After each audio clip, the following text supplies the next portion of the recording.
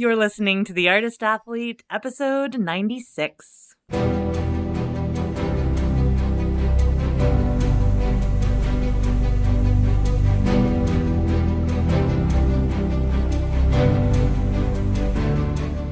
This podcast is dedicated to CIRCUS. It's a place for professionals in the industry to share their stories, viewpoints, and information, and a place for outsiders to get a sneak peek into this world. Hey, friends, fans, and foes. I'm Shannon McKenna. I'm the host of the Artist Athlete podcast and the founder of theartistathlete.com. I'm so happy to be back on the airwaves in 2021. 2020 was a crazy year. I think that's kind of an understatement. And something I noticed happening a lot more in 2020 than any other time was circus artists were coming out with a lot of amazing products and books and online trainings and community gatherings. And they wanted me to use this platform, my podcast, as a place where they could advertise these things. And I like to be very careful with what and whom I allow to advertise or use this platform to project their services or whatever else they have on it. And because of that, I can't really be bought. Like, I don't sell advertising space. But what I do allow is if you are a Patreon of mine at the $30 level, I mean, I'm just so thankful that you're doing that I call people up and personally record kind of a little like thank you message to them, with them, for them. And we have a little chat about why they became a Patreon. And so what started to happen is some people are using that as a way to advertise, which I think is really cool because I am a small business and I'm not funded in any other way but by the Patreon. And this podcast doesn't make me any money. It goes into paying my staff and paying the subscription fees and other things that we have, other expenses related to the podcast. So I really love this cycle of support, how it's not kind of advertising in this kind of capitalist mindset of like, you give me money and I help you out.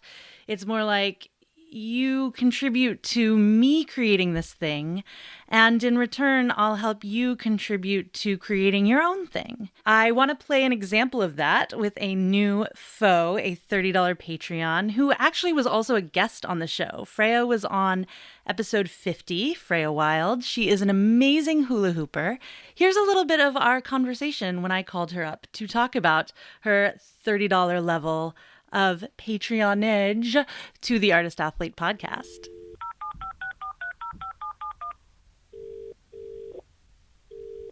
Freya, okay, so can we start this whole like, cool. Why did you want to be a Patreon of mine? I've wanted to for so long. Yeah? Honestly, yeah. That's so nice. So what compelled you? Well, so I think a big part of it is understanding the difference that can make to a business, right? Like now I'm in this different phase of my life and I'm like, oh my God, I really know how important it is to have that support. And so I want to be able to do that for you because I believe in what you do and I think it's really valuable to this community. Oh my God. Thank you so much for saying it. Yeah, it's really true. And it's kind of tricky for like, cause I feel like I can't say it, but yeah, it's like even that extra like $8, $3 that someone gives me, like that's the difference between sometimes like, I don't know, like how well I sleep at night, you know? It's, oh my God. Yes. And you're hitting on something that I think is really, exactly as you say, it's hard to talk about. But it's so important with these businesses that we just run on our own. It's directly related to mental health. It's directly related to your personal well-being. Oh, it's so true. It's so true. And you're running your own business now too. I am. Yep. Yeah. Tell me everything, because you were so helpful in the shoulder bar contest, the shoulder bar challenge. So fun. Tell the people what do you, because I don't, to be honest, like I know you do like the body confidence course that we gave away as part of that. What else do you have? It's huge. And the possibilities are huge, and I'm working on refining options so that people can pick and choose what's relevant for them. So what I really want to focus on, and what I love doing, the part that I enjoy the most, is one-to-one coaching, which is health coaching with so my qualification gives me a focus on nutrition. But what I've really found doing this work is that I can't convince anyone to make changes to their diet or nutrition without doing a whole bunch of other work first, right? Like health is so nuanced and so broad, and so it's so intrinsically linked across all of these different aspects of ourselves that we often silo. So often what I find, the reason, so I now have courses in sleep and body confidence, and I'm working on some other courses, because I've found, working one-to-one with people, that if I address sleep first, make sure that people are getting enough sleep and are aware of these things the ways that we self-sabotage in terms of our sleep, then everything else gets easier. It's much harder to make a change to your diet or your nutrition if you're not sleeping properly. So that's where I start. And that's why I have these courses. And then obviously, well, maybe not so obviously, but the reason that my other course is body confidence is because that's the other big roadblock for people, right? Like, if you don't feel confident in your own body, it's really hard to make healthy food choices. Sure. Because you're full of self-doubt about, oh, I shouldn't eat fat, or I shouldn't eat sugar, or my body's not worth it, which is bullshit. Your body is amazing, and of course it's worth it, and you should feed it good food. Yes. We all should do that. But we exist in this ridiculous world full of media and imagery and kind of people trying to sell you things based on your own lack of confidence in your own body. So yeah, those are the two things that I found really important in this work, is sleep and body confidence, even though I kind of mostly specialize in nutrition. It just takes a while to get to people to the place where they can think about that, if that makes sense. No, totally. That's so awesome. And I love what you're saying about how, like, our whole society, or not our whole society, but a lot of, especially the capitalist leanings in society, all the marketing, everything is built around kind of tearing people down so they feel like they don't have enough and need more. Exactly. Whereas you are kind of giving people the tools to empower them in their own lives. That's so cool. I'll be honest, I feel a little bit nervous about, like, the longevity of this business, because my true and honest goal is to provide tools that people can access for the rest of their life, right? Like, I want to work with someone for 12 weeks and then I don't want to see them again. I don't want them to come back. I want to give those tools so that you go away and you have them for the rest of your life. Considering reconsidering my business model, because I realize that's not. No, because I can't, like, I'm doing this work because I give a shit, right? Like, I care about providing these tools. And there's so many of us out there, like, even as we're talking about it, I'm like, I could use some counseling on my sleep. You mean like being up until 3 a.m. on Instagram isn't healthy for me? And maybe that's why I start the morning with, like, a cup of coffee and a Snickers bar. Yeah. Interesting to see that those two things are connected.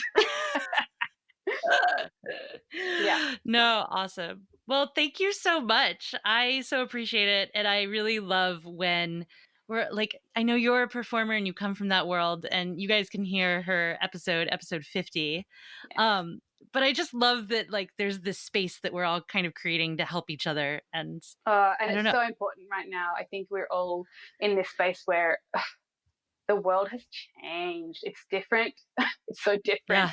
And I think we all really need that support right now. I really feel like it was the right time. So yeah, thank you, Freya. Wild Guidance, if you want to check her out on Instagram. And thank you, everyone else who is a Patreon. If you want to contribute, you don't have to give $30 a month. I know for some people, we ballers on budgets, but even $3 a month helps the cause so much. Patreon.com/theartistathlete. If you've been thinking about it or been like, man, I really love this podcast every week. Maybe I should throw this girl a few bucks, but maybe I'll do it next week. No. Do it now. I get a lot of messages that are like, I keep meaning to be a Patreon, and I think that's really great. But when you mean to be a Patreon, that means that you haven't yet, which means that I don't have the money to do things like pay my editor or get a new mic. And I really needed a new mic because, as you'll hear in this interview, my old mic started to break down, and that's why I sound so weird. Again, I have an amazing editor, so she was able to make the sound a little more bearable. I think that good sound is like the most important thing for a podcast. So we pulled it all together, and this interview sounds as good as Allison could get it. But now that I have a new mic, thanks to my Patreons, this intro can sound even better. So one more time and then I'll stop, but patreon.com/theartistathlete is the place to go. And thank you so much. My guest today is the fabulous Marawa Wamp. Marawa holds 12 Guinness World Records, half of them for feats in high-heeled roller skates.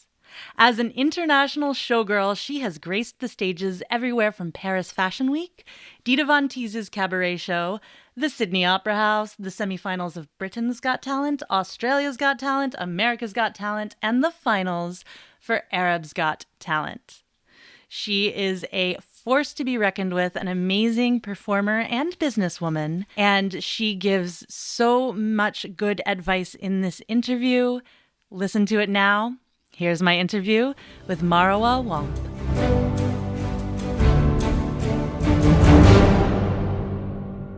All right, so I just started recording. Marawa. Yes. That's how you say your name, right? That's me. There's many variations, but yeah, Marawa. Marawa. I get a lot of Marawa. Oh. Yeah. Murawa. My dentist used to call me Murawa, which was weird. And yeah, it's weird. Marawa. To English people, to British people, you can say the corridor is getting narrower, Marawa, and they go, oh yeah. But in America, they go Mirawa. It doesn't work. I just think marijuana. There you go. That's often very popular.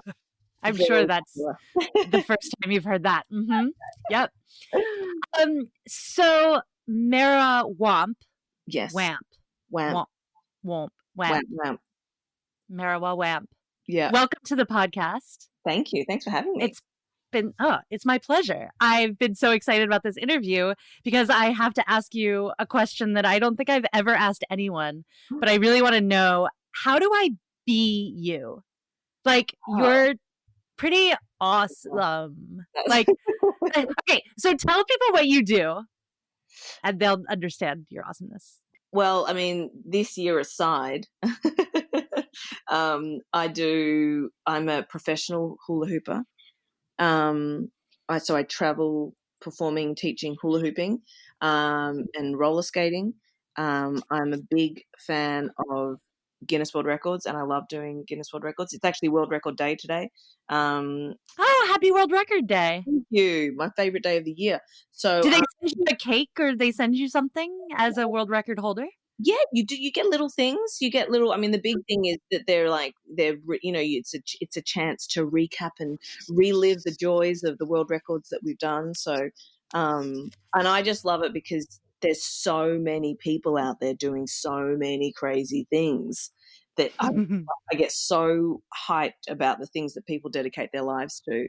I actually reconnected with someone today who I did a world record show in Italy a few years back, and it was the most bizarre experience. They shoot the show for a month.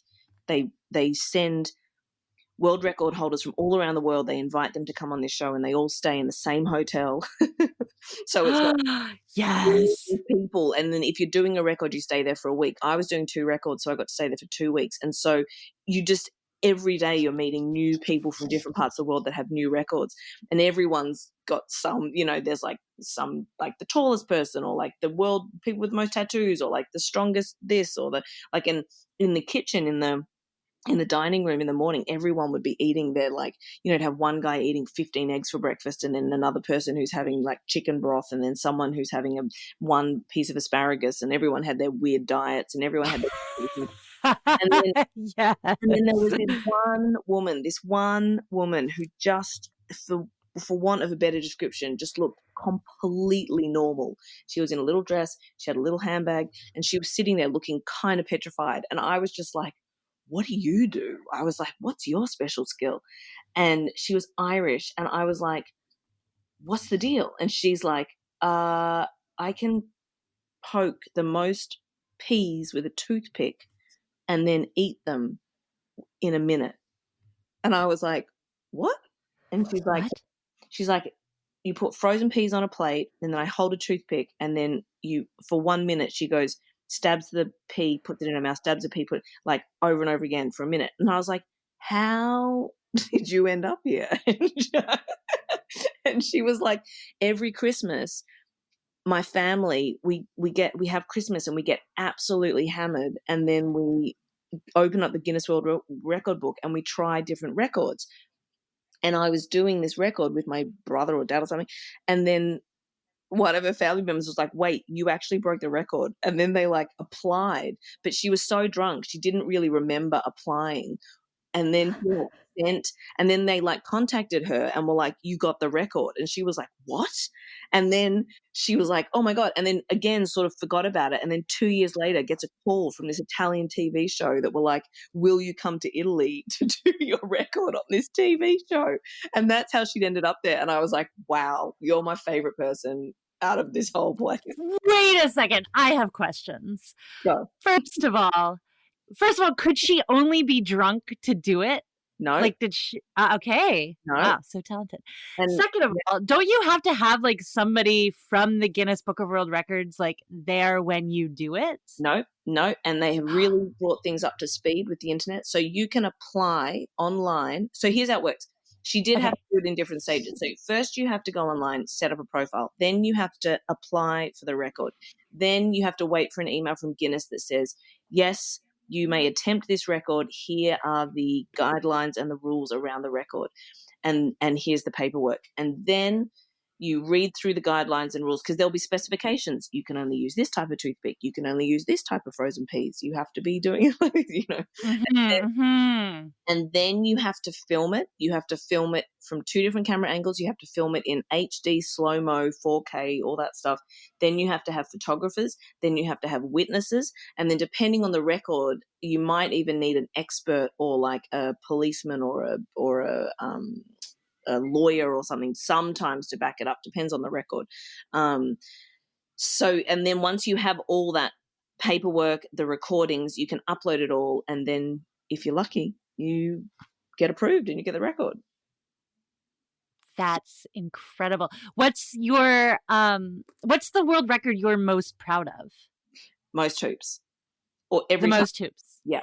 I have records that were harder, but for me, you know, and when I realized that hula hooping was becoming what my job was, you know, that was sort of what life was becoming. I was a hula hooper, and I was like, well, if I'm going to be a hula hooper, I want to be the best hula hooper. And, you know, how do you measure that? And I was like, well, you have to have the record to spin the most hoops. Like, it all just seemed to make sense.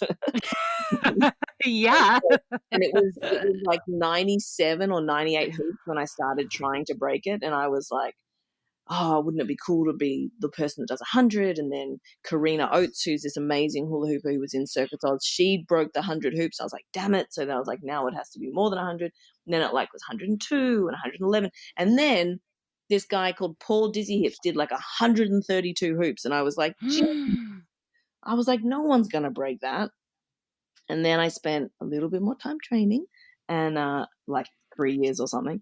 And then I was in New York, and it was that thing of like I was touring all the time, so I couldn't, you know, you've got to carry all the hoops around as well. So I was like, oh God. Yeah, that was going to be my follow-up question, is like, how much does 132 hoops, how much does that even weigh? Yeah, and then how much does it cost to travel with? Like, yeah, that's it. Yeah, all that stuff. So that was a nightmare, but I was in New York for a chunk of time for a show, and so I was like, this is it. This is the best chance I'm going to get. And then got all the hoops, had the training, got the witnesses, got the recording, all that stuff, got it all set up and got ready. And I was like, I'm going to fucking smash it. And I think I did 165. That was the first time I broke it. And then I did a few more records in between, and then it now currently sits at 200 hoops. What? Which is what I've got now as the current record. 200 hoops. I know it doesn't sound right, and it doesn't look right, but trust me, it is. It's a very dense. They're layered, and it's heavy. It is so damn heavy. And to your point, I wish I knew what the weight is. All I know is that it is so heavy. And do you have to, like, what is it? Because I know in juggling, to qualify, you have to do as many catches as objects that you have. Yes. So what does it mean to, like, is it a time thing? Like, what is the deal? No. The record for the most hoops it sounds easier than it is. It's 3 full rotations from when you release the hoops that have to be above knee height and below shoulder height. And so you can't even go over your head. No, you can't go over your head. They have to be within that space. And I did 7 spins in the attempt that got me the record. So I was quite happy with that, because it's very heavy and hard. And then the other one, the one that actually took the most, I would say that one, because I do that stack of hoops in my shows and stuff or whatever, that one, I kind of had a basic framework of training for that. But the other one that I got, which I was pretty proud of, was the fastest mile running whilst hula hooping, because I can hoop, but running, I'm not a runner. I hate running, but it was a good record. So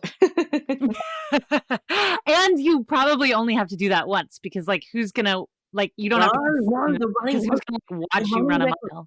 No, the running records are some of the most competitive, and they're always runners that do them. There's a 10K, there's a marathon, and I'm just like, I don't need to do that long. So I've got the 100 meters, and I've also got the 1 mile. Do you do it on a treadmill, or do you do it on a track?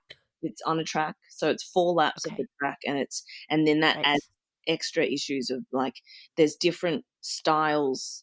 Running the straight is one thing, and then taking the corner is another thing, and the hoop kind of goes a bit funny, so that's always a bit weird. Yeah. Do you have any roller skating world records? Yes, I have a ton, but I have to tell you that I did the mile in 8 minutes, because that's my proudest achievement. Well, wow, that's incredible. 8 minutes is not bad, I think, for 8 minutes is an 8-minute mile without a hula hoop I think that's pretty good. Not bad. I mean, I actually really thought I was going to die at the end of it. Like, like I was breathing, and I was like, I might die. And then thankfully I kept breathing. Roller skating records. I have fastest 100 meters in high-heeled roller skates, furthest, and then this. Okay, so when I did that show in Italy, this is why I love those sort of weird variety shows. They came up, they can make new records. Obviously, there weren't high-heeled roller skating records before my time, because I sort of, as far as I know, I was the first person to have high-heeled roller skates. So they're new records.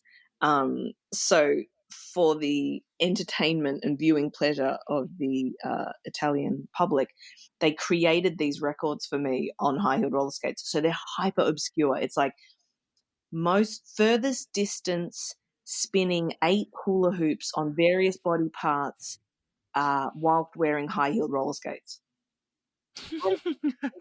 Add in, really naff sequined costume with a GoPro attached to my heels, because who needs that angle anyway? It was weird. And then the other one was longest duration spinning 3 hula hoops, waist, chest, hand, spinning in a circle wearing high-heeled roller skates, like skating in a circle wearing high-heeled roller skates, like super obscure, but very funny and very difficult. Yeah, I can imagine. Wait, so tell me about these high-heeled roller. I mean, like, I've seen them. They're gorgeous. I want a pair, but I would absolutely break both of my ankles immediately. I'm going to master, like, regular roller skates first. I'm pretty good in heels. So some of the best things I've seen are friends that really, really good in one or the other, especially friends that are really good roller skaters who go, can I try them on? Can I try them on? And I say, yes, but I'm not taking any responsibility. And then they sort of put one foot in and then they go, yeah, nah, I'm good. Yeah, I bet. How did that come about? Like, it's one of those ideas that seems so obvious. Like, looking at that, I'm like, yeah, of course. That's totally boss, but like, it's so beautifully simple. Yes. But like, yeah, where'd it come from? But horrifically expensive and complicated. Yeah, I seem to do this to myself. This is a pattern in my life, and this was definitely one of the biggest ones like this, where I was like, oh, I've been roller skating my whole life, and then I love high heels. As soon as I got into high heels, I was like into high heels in a big way. And I think if you've got a background in dance or ballet and you've got strong enough ankles, there, people are always like, oh my God, how do you walk in them? And it's like, it's not. You're not walking. You're not being like. There's no.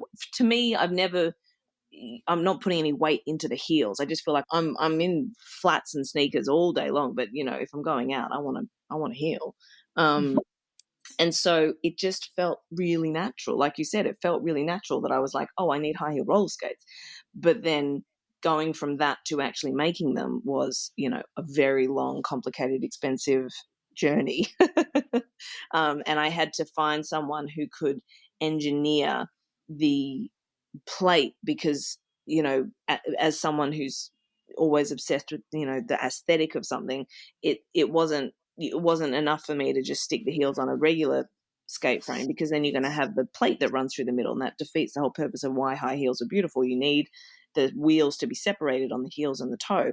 So there had to be a whole different system built, and then also aligned, and also strong enough, and also clean enough that the whole thing would come together and still look like a functioning high heel that just has wheels on the bottom and that just glides along. The other thing that people don't realize when they actually see them is that they're really heavy. They're not like a dainty little light high heel.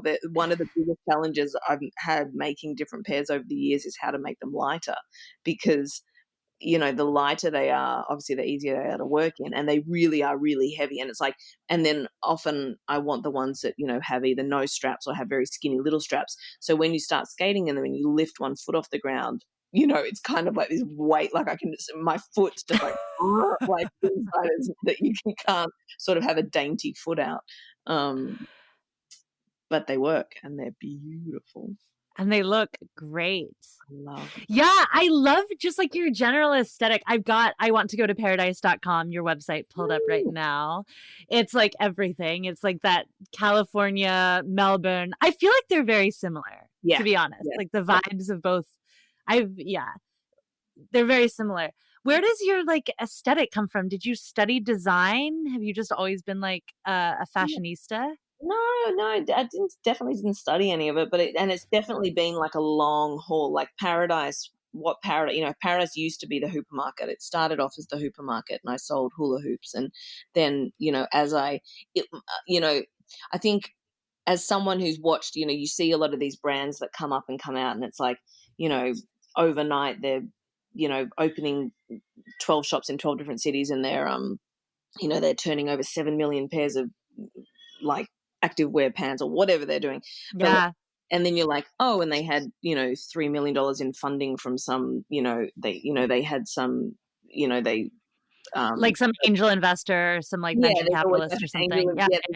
Exactly. Having some investment coming from somewhere. And as someone who has always been like a freelancer performer who budgets and does their own taxes and all that kind of stuff, I've never like, I still to this day, although I really need to change that, in America, when I first got here and I first got a bank account, and they were like, oh, do you want a credit card? And I was like, well, no, I just want my debit card. Like, I don't want to have a credit card. And they were like, oh, but then you won't have credit. And I'm like, why do I need credit without? And so now I'm always like trying to get a credit card, and they're like, oh, you don't have a credit rating. And I'm like, yeah, because I don't need, like, I don't understand. Like, what is it?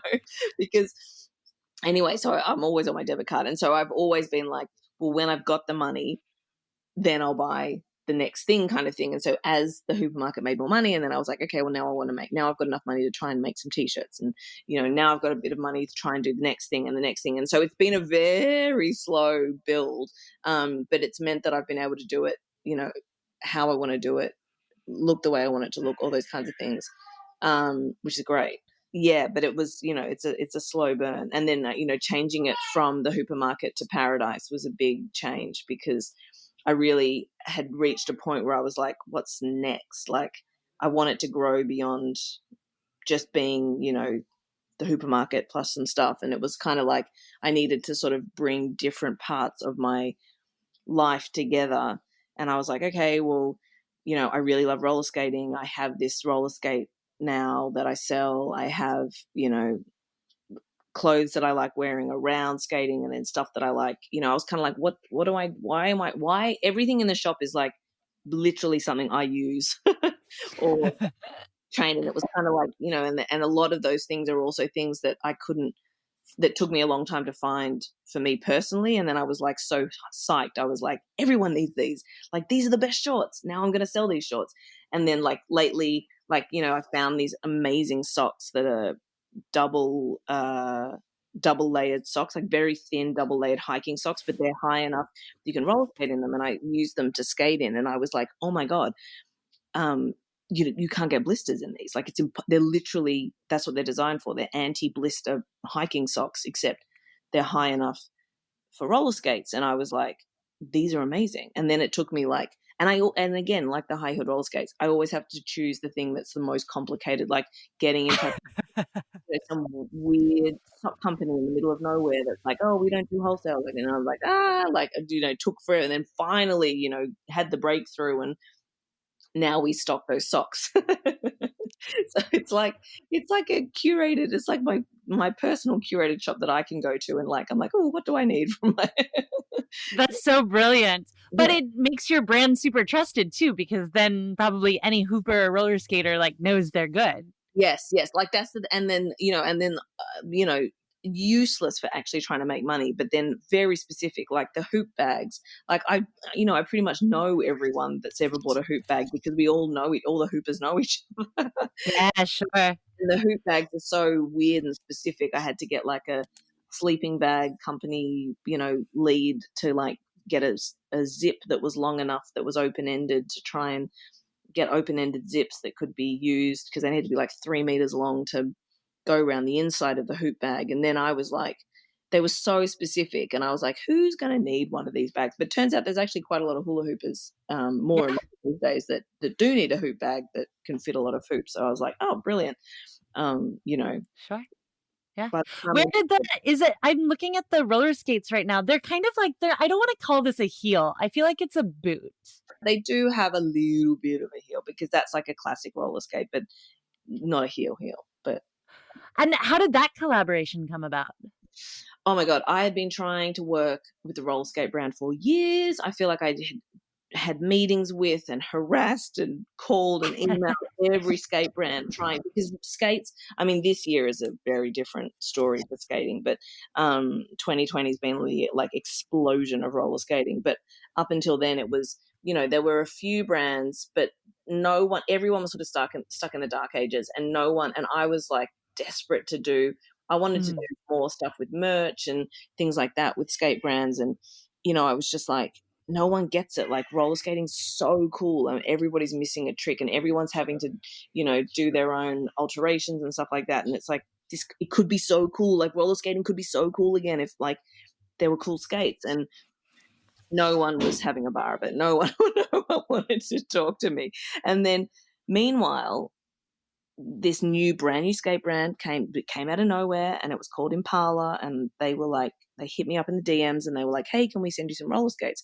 And I was like, another weird, there's going to be some weird crappy skates that come, and I don't really do any promo stuff. And I was like, well, you can send them to me, but I'm not going to post about it. Just FYI, like, I'm happy to test them out. And I worked in a skate shop for years, and I used to do consulting for skate brands in Melbourne years ago. So, I know a lot about the technical side of them as well. And I was kind of like, I'm happy to tell you, you know, how crap your skates are. If you'd like me to, that's fine. And then they sent them to me, and I was like, oh my God, these are brilliant. I was like, these are genius. Like, they're, you know, they're $120, great price point. You know, the other big problem with roller skating is that it's such an elitist, or had been such an elitist thing. You know, it's $500 before you'd even, you know, change the laces. And Wow. these are $120. They fully came apart. All the parts were really well made. They weren't like a lot of these really cheap skate brands will use like actual plastic parts in the hardware, and it's like, you can't skate on that. Like, that's gonna break. You know, it's dangerous. And these were great. They came apart. They were vegan. They were like, I was like, these are amazing. I was like, I would definitely skate in these. You know, and I said thanks, left it at that, and then they got another colorway, and they were like a leopard print or something, and I was like, ooh, that's cool. I like, you know, everybody knows I like leopard print. And then I had a friend of mine, Indy Jammer Jones, who's a big skater, and she knows all the skate brands. And I said to her, what's the deal with this? I'm like, who is this Impala brand? What's going on? And she said, oh, it's Globe. And I was like, what? I was like, oh my God, because Globe is a skateboarding brand, also from Melbourne, also from my hometown, run by like the Hill brothers, who were like my idols when I was like a teenager growing up. And they were like these skaters that made this huge skate brand. And I was like, oh my God. And like when I worked at the skate shop, it was literally in the same suburb that like they had grown up in. And I was like, it's Globe, is Impala. And I was like, and then I immediately wrote back to the person who'd been sending me the skates. And I was like, wait. I was like, is this what I think it is? Like, do you guys understand that skating's coming back? And are you going to be like the coolest skate brand? And she was like, yeah. And I was like, oh my God. Yes.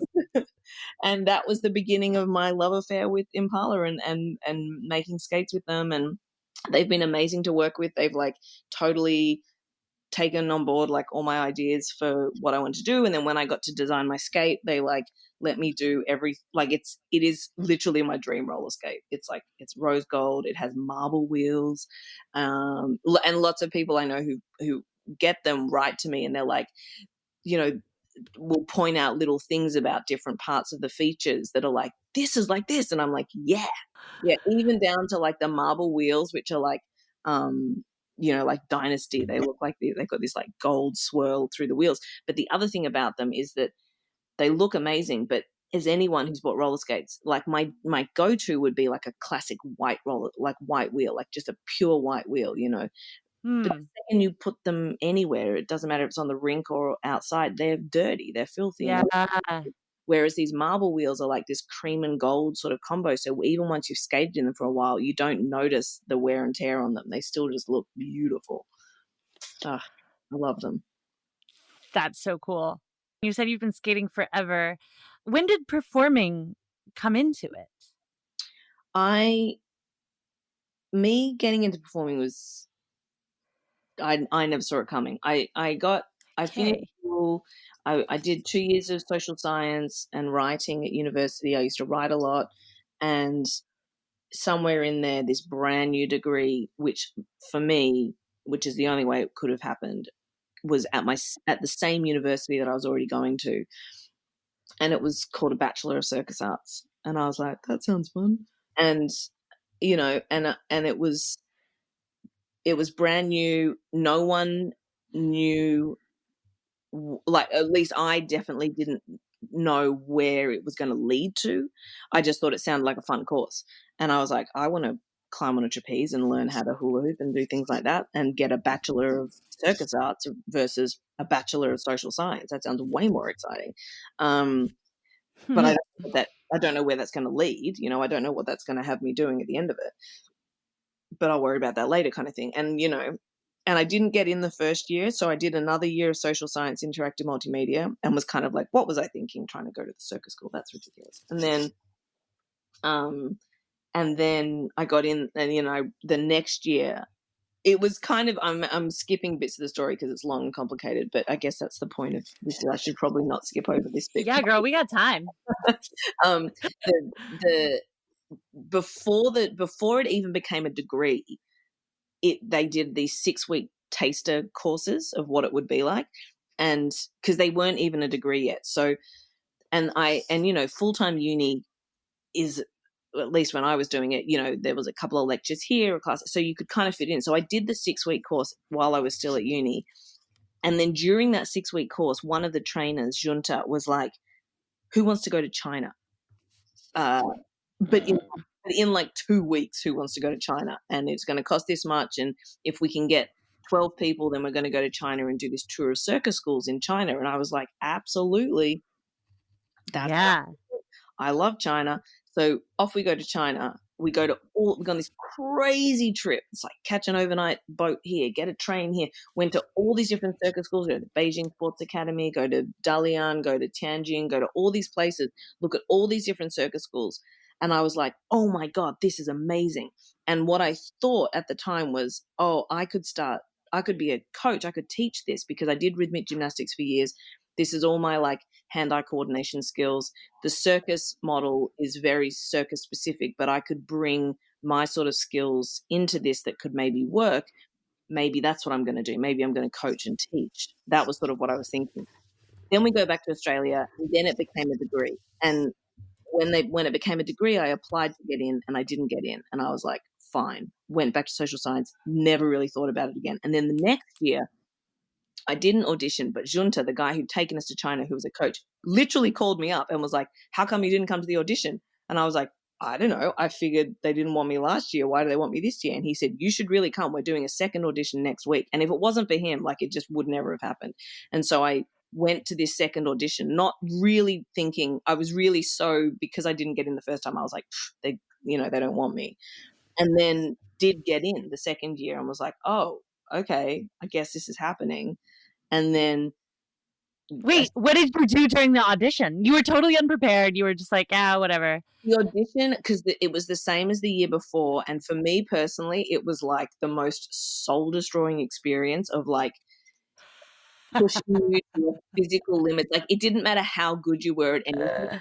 Had this way of making you feel like you were just terrible. So like I just remember things like, you know, they'd be like, how many chin-ups can you do on a trapeze? And so you'd get some guy that would get up and do like tons of chin-ups and then would sort of be like getting tired. But the trainers would be like, well, can you do one more? Well, can you do one more? Well, can you do one more? Until you were like, couldn't. And then they were like, that's a shame. And it was just like, oh, I'm terrible. And so it was a whole day of everything, flexibility, strength, you know, all the different, every possible thing. And I definitely hadn't prepared anything for it. There wasn't, you know, anything you could do apart from be incredibly fit, incredibly flexible, and incredibly good at, you know, improv and acting and all those. Which I sure, all that stuff. So so it was weird. And then I got in. You know, you spend 6 months kind of trying everything. I tried all the different, did some juggling, did some aerial, did this and that. Decided that because I had this like access to this like world level, whatever training facility, this amazing training facility. And you're talking about NICA, yeah? Yeah, NICA. Yeah. This is before they had the new building. This was just the old building. And I was like, I'm going to do trapeze because they're going to let me. Trapeze scares the shit out of me, and maybe I'll like overcome some fear and stuff, and maybe the building to do some trapeze, and then I'll do everything else I'll do on the floor. Like I'll do hula hoops and things that are on the ground. So I had this nice mix of like terrifying and then also hula hoops, but I actually specialized in trapeze. Hula hoops were like my backup. And then I graduated with a swinging trapeze act, and then I'll try and skip through this bit, but basically I did swinging trapeze, and then Brett Haylock, who at the time had just started La Soiree, or Le Clique as it was known back then, the variety show, was like, come and do your trapeze act in the Spiegel tent. And I was like, oh, but I have this really good hula hoop act. You don't want me to do trapeze? Because I was like, trapeze is annoying. You got to come and rig it, and you got to warm up, then you got to do so much extra stuff. I mean, swinging trapeze is like the high-heeled roller skates of the air. Yeah. In the Spiegel tent, they couldn't do swinging. It was just static, which for me was kind of more boring anyway. Yeah. It was fun, but it was just like, it was a lot of to me, it was like, this is a lot of work. When you can do the same, when you can get paid the same amount to do something that's much easier. That's literally how my brain worked. And he was like, no, we've got a hula hooper. We need a trapeze. So I would do trapeze on and off in the Spiegel tent when they were in Melbourne. And then the next year I went to, everyone kept saying, you got to go to Europe, got to go to Europe, got to go to Europe. And I would go to London. And so I saved up some money. I bought a round the world ticket. I had enough money budgeted to like get me from Australia, America, Europe, and then back to Australia. And then with the plan to go to Edinburgh, and Ali McGregor and Linda Catalano, who was producing her show, were like, if you can get to Adelaide, so if you can get to Edinburgh, we'll do 10 shows and we'll pay you for 10 shows. And I was like, oh my God, amazing. I think it was like literally like £50 a show, 10 shows, like £500. I was like, that's like $1 million to me. That will get me through that part of the trip, and then I'll go back to Australia, kind of thing. And when I was doing that show, Brett Haylock again was in Edinburgh and saw my hoop act in Ali McGregor's show, and then literally called me a week later and was like, we need to fill the spot for the hula hooper in the show. Can you come and do Le Clique? And then that was the beginning of me touring on and off with them for 7 years, hula hooping, not doing trapeze. And then towards the end, I was like, can I do trapeze again? Can I do trapeze again? He's like, no. So yeah, did I cover everything? See, it's long. Well, I just think it's so interesting how that happened for you. And what I love about all of this too is how casually like all of this has happened for you. Yeah. Maybe that's just like your like Melbourne, LA vibe is like this like, well, I didn't really know, but I auditioned for this thing and I got in, and then I was like, trapeze, that sounds like fun. And now you're like doing brand deals with like, Impala, and you've got this huge following, and you're a star. There's hustle. I've definitely, and I'm old now. I'm 38 now. Like, I've been doing this, I think I was at NICA. I think I was 21 when I was at NICA. And it's like, there was, and I definitely, to your point of it being casual, like I did find in general that like often I'd go through periods where it was really like swimming upstream. And sometimes it was like, oh, there are things that just do come a little bit easier, that if I lean into that, then I can put that thing on the shelf until it kind of, things like the shop, I banged my head against the wall for years with the shop, trying to work out how to have a shop. And I knew I always wanted to do it, but like the timing wasn't necessarily right, trying to be on tour and trying to do other things. And so, I kind of got better as I've got older, I've got better at sort of shelving, not it, I feel, I think we all do, like if you start working on something and then the idea that you've given up on it and you've like failed or whatever, and it's like, no, it's not that. It's that I'm just putting this on ice for a little bit until the universe realigns and it comes back into being the right time or best time to be doing it. And I think it's important to not feel completely like you've just stuffed it up, but that, that life is long. That's so wise. Yeah, I was just gonna say, like, I've been saying this to myself recently a lot. Life is short, but life is also long. It's long. Exact thing. Yeah. Hey. Yeah. And and sometimes timing is everything, and and something that you can really. I mean, point in case, world records. This is before Guinness had their world record website. The time I wasted trying to get a world record, my God, sending letters back in the day, like trying to get information on how do I break the record? How do I do, and it was so complicated back then. And like you said, you have to get an adjudicator and all this kind of stuff. And it's $10,000 to get an adjudicator to come and watch the record, and, all these things. And also I didn't have the skills and I didn't have the hoops, and I was like, banging my head up. And then they called me like 3 years later. They were like, hey, we heard you've got high-heeled roller skates. We'd love to do a high-heeled roller skate record. And I was like, I've been trying to call you guys for years. I was like, can I do a hoop record? And they were like, yeah, we'll come back to that, but let's do some high heeled roll. And I was like, all right, fine. And then, and then it was so much easier once, and then obviously like things changed with the website and all that kind of stuff. Yeah, sure. And then once you're in, you're in. Hey? Yeah, once you're in a little bit. I can Yeah, imagine. a little bit. Ah. Yeah. So like okay. Yeah, I'm so interested in like Marawa, the girl who like wanted to break the world record, like the first one. Like what how did you hear about I don't know why I'm so what is it in the Guinness Book of World Records that's just so captivating? I'm literally I'm literally looking at it right now. It's on my bookshelf. I've got 2014. I've actually got a couple of gaps. I've got most of them from like 2014. But as a kid, I just was fascinated by it. At school you'd have it in the library, and I was just like, yeah, hey, or the picture. Have you ever seen the ones that are, or maybe they're all like this now, but there's ones that are like picture books? No, they're always picture books. They've all okay. Okay, way back, I don't know, 50s, 40s, whenever they first had it, and it was literally through the Guinness Alcohol Company, and it was literally a book of facts about people and things in the world, and it was to do with pub quizzes and people getting into arguments at bars, and it was made by Guinness, the beer company, and all that That one was really boring and just looked like a black and white book of facts, and it was just numbers and text. And then it moved into the format that we know and love, and throughout my childhood was this big book that was full of big photos of just things that you couldn't believe existed as a child. Like you would just be like, it was always like the lady with the longest fingernails and like all those sorts of things. And you were just like, wow, like, and people that can hold their breath for ages underwater and all these things that just to me were like, this is the greatest thing in the world. Like, these people are legends. These people, like, if you can get in this book, you've like done something that no one else in the whole world. I just, as a kid, it was just like huge. Mm-hmm. And that followed through into my adult life.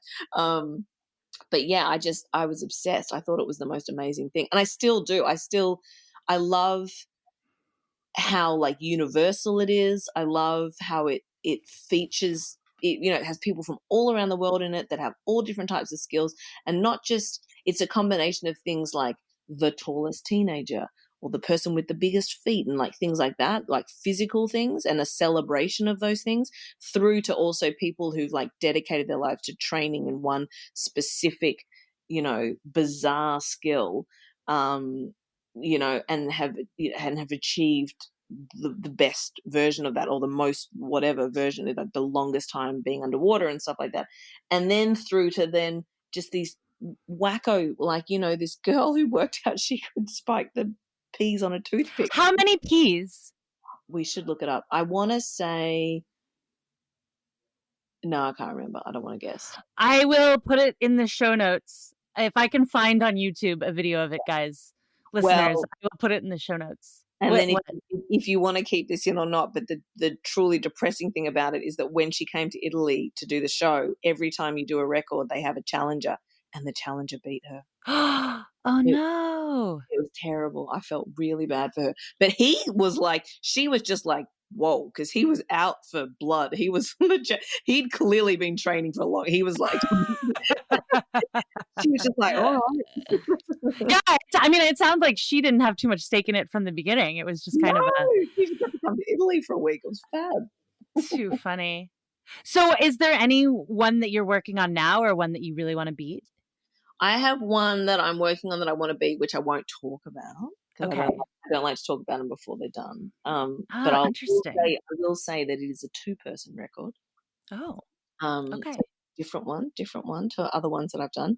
And then I always think I want to do, I don't know. I feel like someone's going to beat my running, the 1 mile one anyway. But the thing about that one that annoyed me was I did it in 8 minutes, and there's a female and a male record for that one.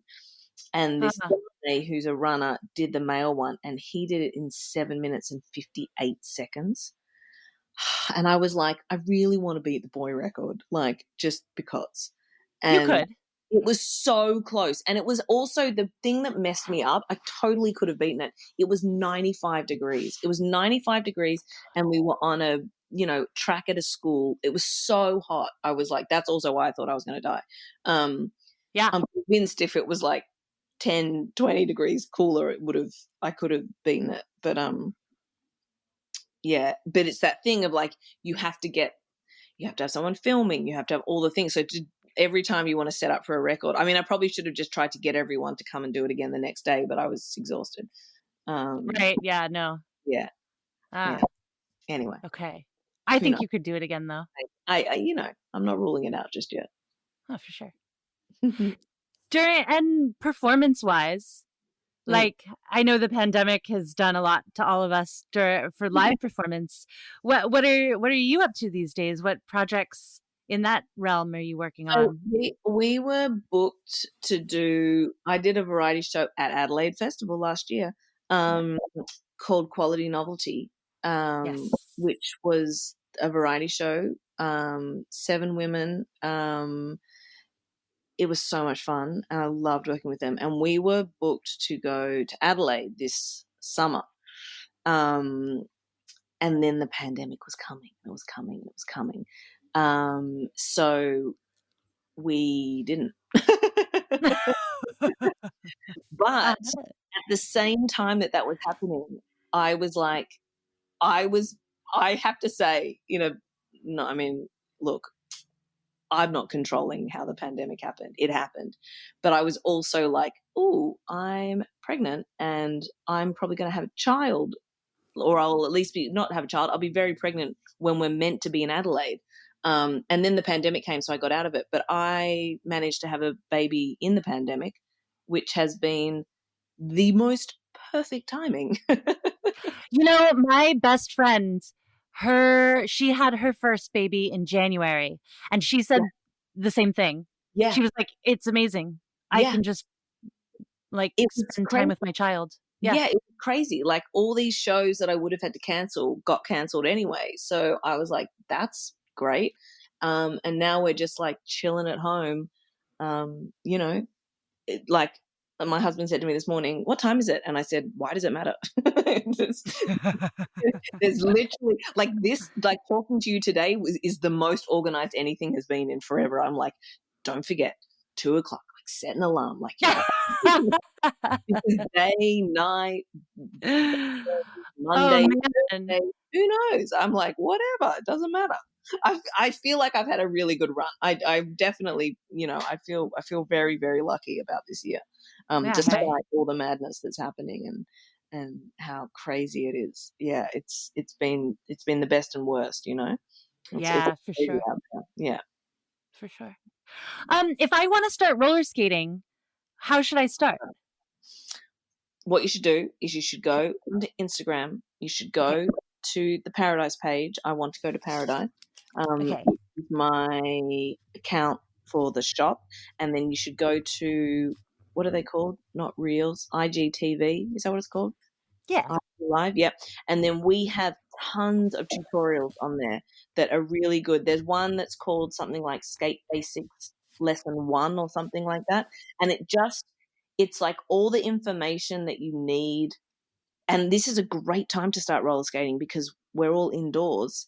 And if you've got some carpet or a blanket you can put on the ground, like don't start on like super smooth concrete or like polished wooden floors or something, because it's so much faster. Okay. You want to have some carpet or like a rug or something. Start on carpet or a rug or something like that. Buy your skates, lace up. Although, P.S. asterisk point here, if you haven't bought your roller skates yet, good luck, because they're just sold out. Like no one can get roller. Every day I get emails. How can I get roller skates? There's just none. It's crazy. I mean, they come in. Really? They're going so fast. Yeah. When we did the perfect example, like, and I only sell my skates, and like I'm not a skate shop. When I got my restock of my skates and I was like, yay, we can start selling skates again. And I went and looked in the back end of the website, and there's a thing where people can request to be told when new stock in. And I was like, oh, let's see if there was like 400 to 500 requests per size. People are crazy for skates right now. It's like pandemic, TikTok, social media, put it all together. It was just like, so everyone, and every time I've had 2 deliveries of skates this year that were super late because no one can get the stock, and then both times they've sold out in a couple of hours. It's wild. Oh my God! Wait, can you hold on to a pair for me then? I'm literally. No, you don't have to say yes to that. I'm just using my clout right now. Depends what size you are. You might be in luck, but also I've been harassing them because I'm trying to get them because Christmas is coming. My next delivery isn't until February. That's like, why does it take so long to make roller skates? I mean, they're just selling them. That's why they're making them.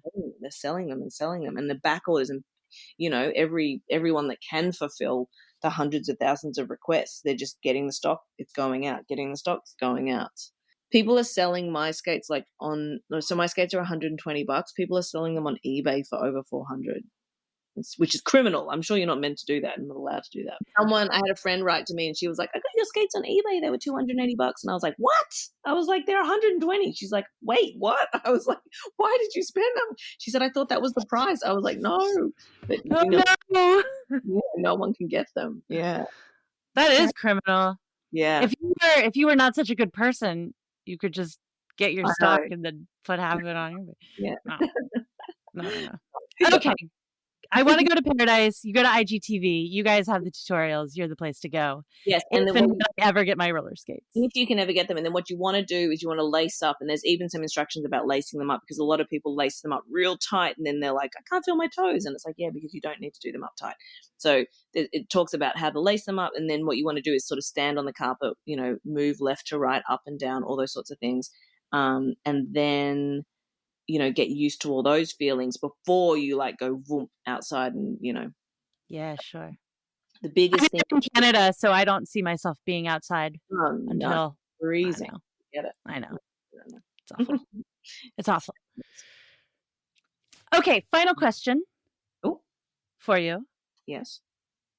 Yeah. I'm ready. I'm biting my. By the way, I've so enjoyed talking to you today. Thank you. It's so much fun. This has been the most social interaction I've had in days. That's incredible. I've learned so much about the Guinness Book of World Records. I think in addition to roller skates, I might have to pick up a copy. Listen, I'm telling you, it is. You should look online because there's all these crazy, like cutty ones. Like there's like, I don't know. It depends what you're into. Personally, I'm not into it, but there are like specific ones for like just for animals. I actually was wondering today, I got a cat. Like some people get babies, I got a cat. Mm-hmm. And I've been trying to get him to jump farther and farther distances. And I was wondering how, like, what's the farthest a cat can jump? I don't know, but I did once interview the rabbit that had the world record for the most slam dunks in a minute. And it was a rabbit that could take a little ball, run down a little thing. And it was a mini basketball hoop, and then the rabbit would put the ball through the hoop. It was terrifying. To me, it was one of the most terrifying record people I've met because it was like a rabbit that lived in Hollywood and was like a celebrity rabbit that could do. I was like, this is the weirdest. That rabbit is up to no good. Yeah, strange times. No good. Very strange times. Okay, final question. Yes. And now I'm like just going off and wondering, like, does that rabbit have a roller skate with Impala? But anyway, he sells artwork. He sells artwork. He had, oh God, I wish I could remember the website. You could buy artwork from the bunny, and then so the owner would put the bunny's paws in paint, and then it would paint a canvas, and then it was like, here, there's a painting.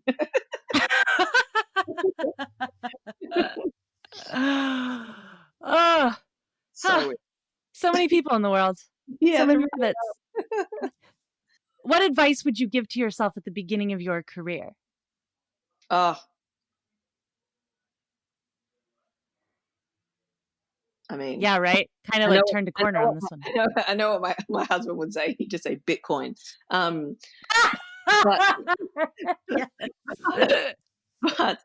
God, I heard a really crazy podcast about this girl who she bought $100 worth of Bitcoin she wanted to buy mushrooms or something. Mm-hmm. She bought mushrooms and then she had like $75 left, and then he used it to buy a pizza, and then had nothing left. And then she didn't know and it was like she would have had like, $150,000 or something. if she's like, I can't believe I bought a pizza. It was terrible. That's so crazy. I heard a story about who was it? Oh, 50 Cent, the rapper, who he like made it so that you could buy his CD with Bitcoin. And then he just had a bunch of Bitcoin. That's like, and he made millions off of it. Still got it. Yeah. Genius. Brilliant. Yeah. Genius. So clever. No, but I wouldn't have told myself Bitcoin because I don't really care. Although it's nice to have money, but there are other things. I mean, you don't even have a credit card, so the idea of having Bitcoin, like, I don't get it. Tickles me. It's weird to me. I'm like, money's weird. I mean, we need it, but it's not everything. And which is easy to say when you've got enough. And then I think what I would have said to myself is, you're going to be fine, even though it might sometimes feel like it's not going to be fine. And then I think the most useful thing that I've learned over time is that thing of what I was saying before is like, don't bash your head against the wall spending time and money trying to make things happen that really are not happening for too long. You know what I mean? Yeah.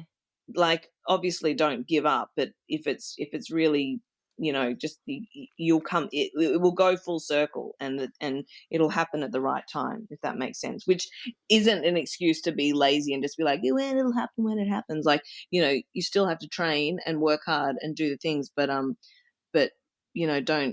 don't bash your head against the wall quite so much. Because I know I did.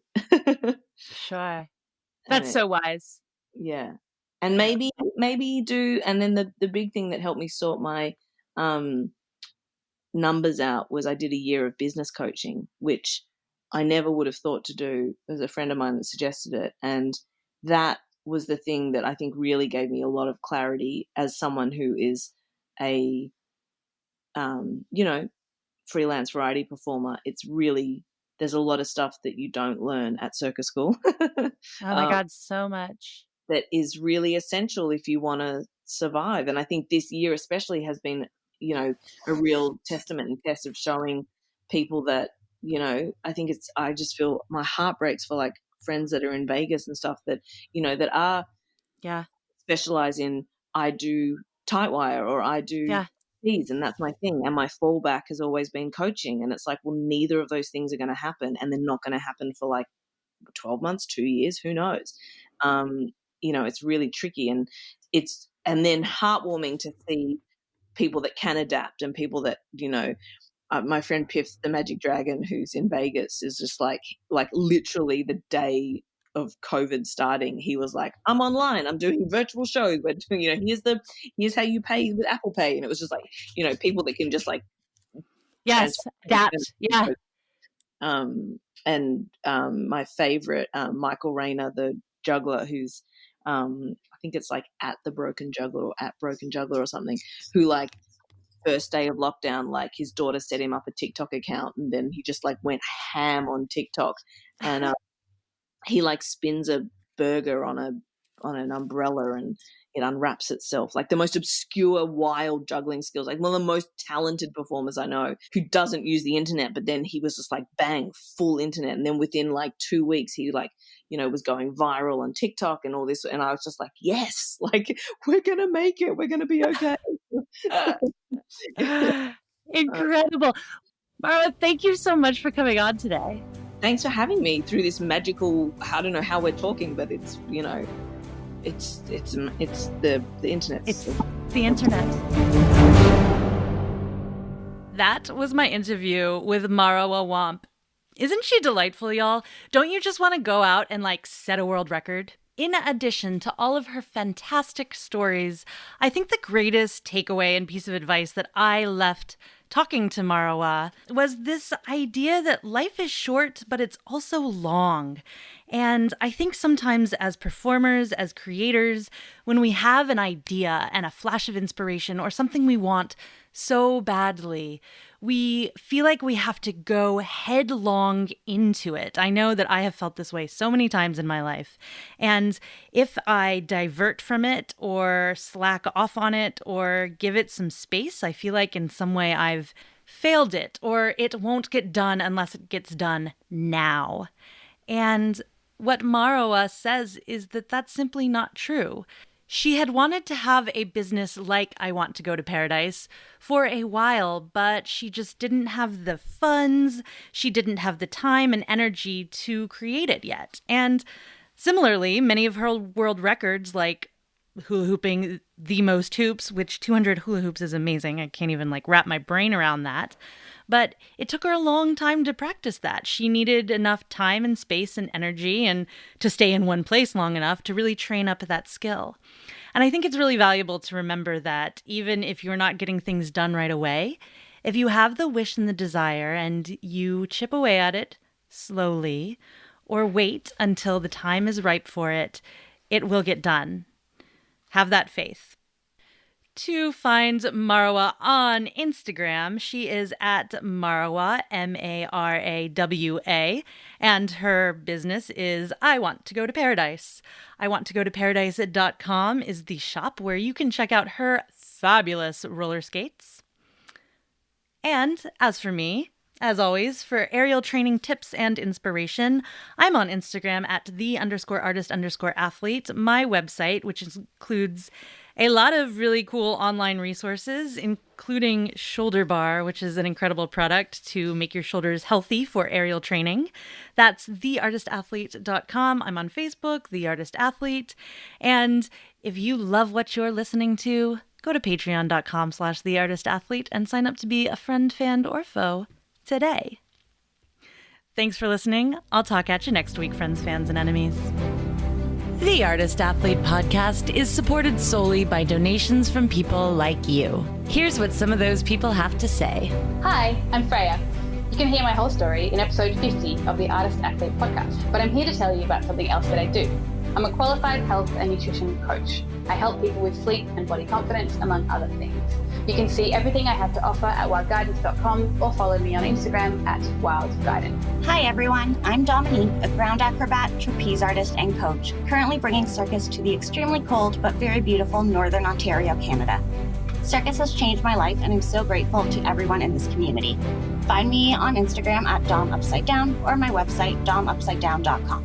Hi everyone, this is Allie Cooper, owner and coach at the Radical Movement Factory in Santa Cruz, California. I love supporting the Artist Athlete podcast and the amazing community Shannon has created here. I teach rope and fabric and have a circus conditioning app available on iTunes called CIRCUS. You can follow me on Instagram at AllieCooper_, and if you find yourself in California, come say hi. Hi, I'm Leah. I hate conditioning. So I created the ABCs of Fitness, a fun, full program of active flexibility, body weight, and cardio with personal daily check-ins to motivate you wherever you are and whatever discipline you do. Join our next 19-day check-in challenge and slide into my DMs on Instagram at ABCs of Fitness. Aloha! My name is Beth Russell, and I live on the beautiful island of Maui, Hawaii. I am an aerial artist and movement instructor specializing in chakra yoga to keep me balanced and grounded. I play with silks, trapeze, lyra, rope, acro, aerial yoga and dance, slacklining, pole, bungee, and climbing.